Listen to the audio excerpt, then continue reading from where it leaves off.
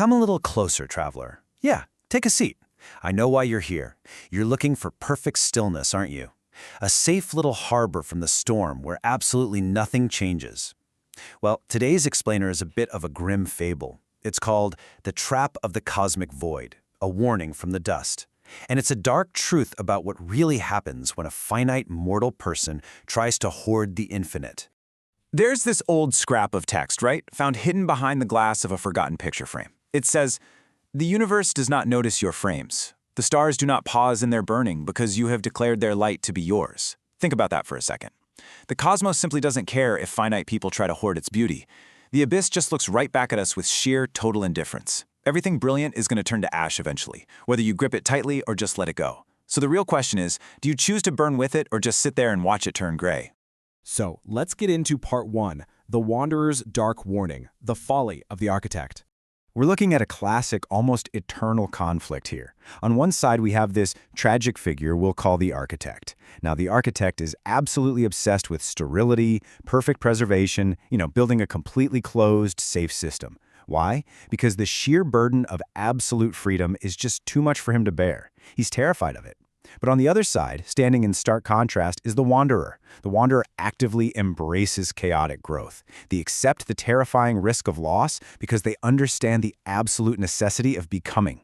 But the architect, he tried to lock away every luminous event, every moment of genuine connection, of terror, of grace, just to keep them perfectly safe forever. And well, as we'll see, it was a totally doomed obsession.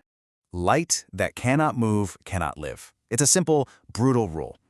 By meticulously pinning and labeling all these beautiful moments, the architect genuinely believed he was protecting them. But in reality, he was quietly killing them. There was no grand drama, no big explosion. He just traded the beautiful chaos of living for a sterile spiritual death. By giving his captured stars this perfect, pristine preservation, he literally choked them out. He denied them the oxygen of time and change that they actually needed to survive. Which brings us to part 2, Hoarding the Infinite Void and the Grand Illusion of Cosmic Control. See, here's the thing. The cosmos wasn't cruel to the architect. It was indifferent. And honestly, indifference is way more terrifying. No law of nature stepped in to acknowledge his little salvage operation. Absolutely no celestial power came down to ratify his ownership over those moments he pinned down.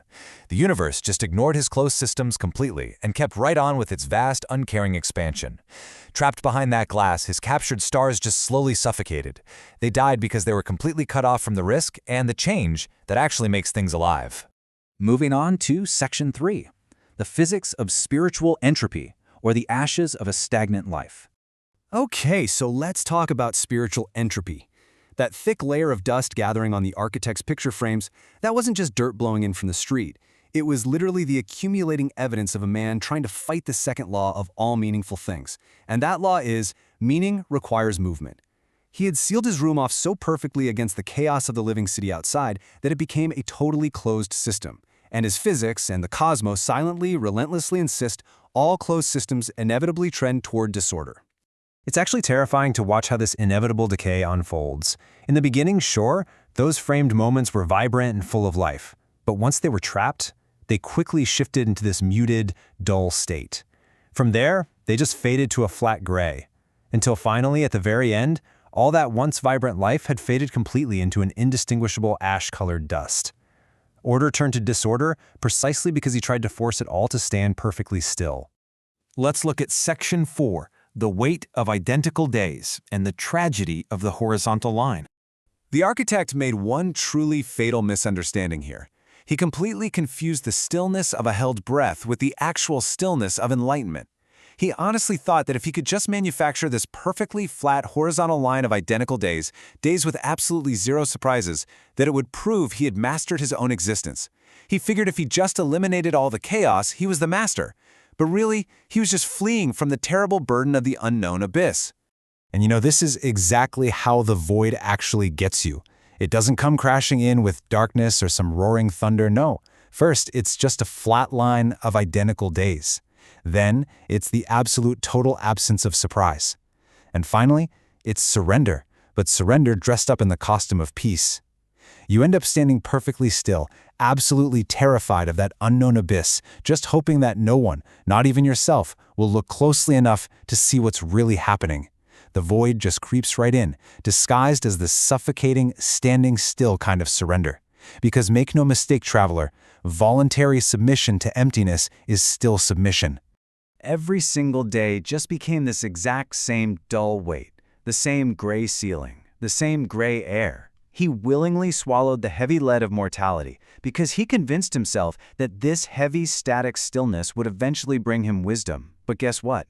It brought absolutely none. It didn't make him wise, it just anchored him straight to nothingness, creating this perfectly equal, utterly hollow experience of life. Which brings us to our final section. Embrace the chaotic abyss. The final choice. So, I have to ask you right now, restless traveler, have you tamed the void or have you become it? Take a hard look at your own life. Have you arranged things so carefully, so desperately trying to avoid heartbreak and sudden storms, that you've accidentally turned your life into an empty vessel containing absolutely nothing at all? Have you gotten comfortable and made yourself at home inside the exact same abyss you used to be so afraid of? I'm going to leave you with this incredibly haunting warning from the Codex. He had not conquered the void, he had become it. You simply cannot hoard the infinite inside the finite. It doesn't work. If you truly want to live, you have to accept the burden of absolute freedom.